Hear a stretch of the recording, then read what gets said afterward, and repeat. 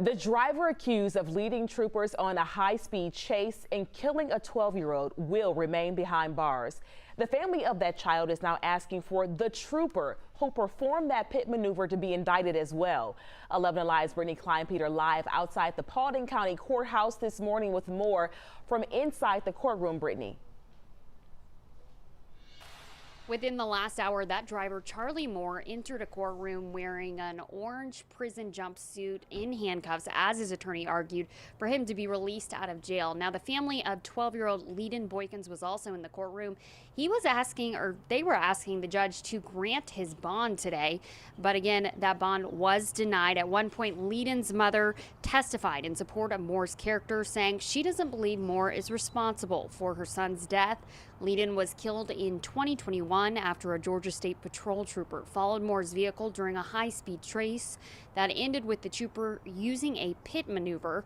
Leiden was a passenger in Moore's vehicle along with Moore's son. Moore is now facing a long list of charges, including murder and driving under the influence. Leiden's family and their attorney says they believe the trooper's actions were the cause of the 12-year-old's death and that they want the charges against Moore dropped. I want the troopers held accountable, and for them to be holding somebody for a murder charge when it could have been de-escalated and my child would still be here. Instead, the situation was escalated and it resulted in my son getting killed.